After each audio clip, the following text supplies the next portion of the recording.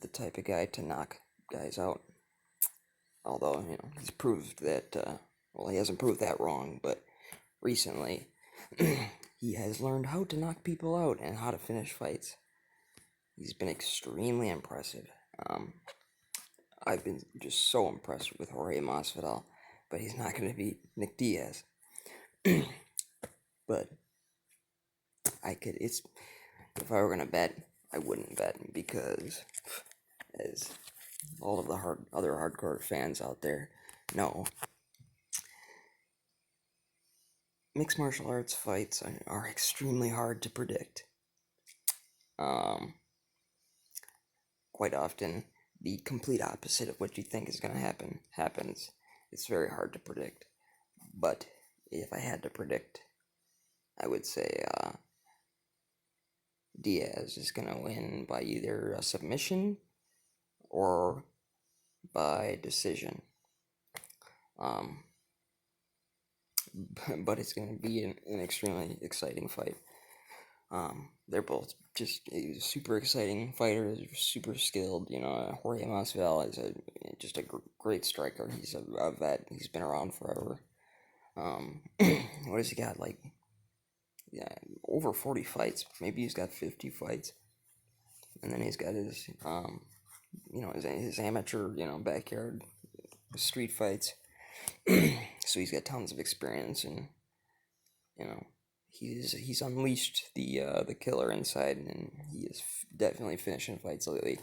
But Nate Diaz, although he's a vegan and he's very skinny, and like Nick or like Conor McGregor said, he's kind of a skinny fat guy, but he looked in the best shape of his life in the last fight, and after a 3-year layoff, he performed just.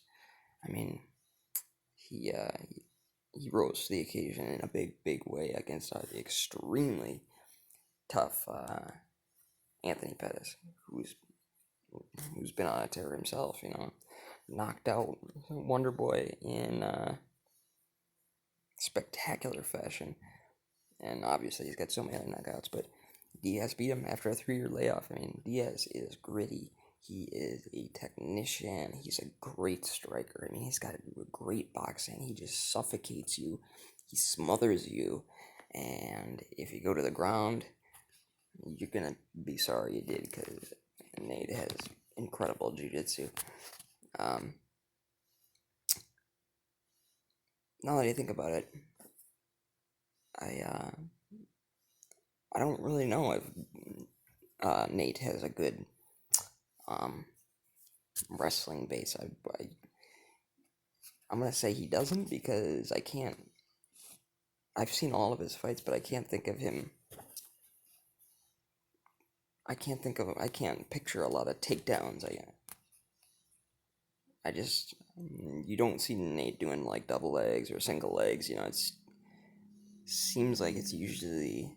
I could be wrong. My memory's not 100% on this, but it seems like it's either him getting taken down and submitting people off of his back, or they get to the ground somehow. Maybe it's a takedown, maybe it's a trip, maybe they tie up and fall somehow, but it's usually, I think, they take Nate down and then he scrambles, or he pulls off a triangle, or some kind of just beautiful submission. But I know Jorge does, in fact, have a pretty good wrestling foundation. I'm not sure, but I would imagine a lot of that has to do with Colby Covington, who we all know has really great wrestling. Jorge's got fantastic takedown defense, but I don't think he really needs that a whole lot, because I don't. Nate's not a huge takedown guy. His wrestling isn't great, but he's great off his back. He's got great submissions and striking. I mean, they both got great striking, but I seem to give the edge to Nate. I mean, another thing, his cardio is unbelievable. Nate is not going anywhere. He's gonna be in there unless you knock him out. He's gonna be there the whole fight. He's got fantastic cardio. Um, yeah, let me know what you guys think. Um, Curious to see, if anybody even watches this. I'm curious to see what other people think. Um, I've seen all the pundits and everything talk about it, but um, I want to see what other fans and people have to say. So, really excited. Saturday, Madison Square Gardens. This is going to be good.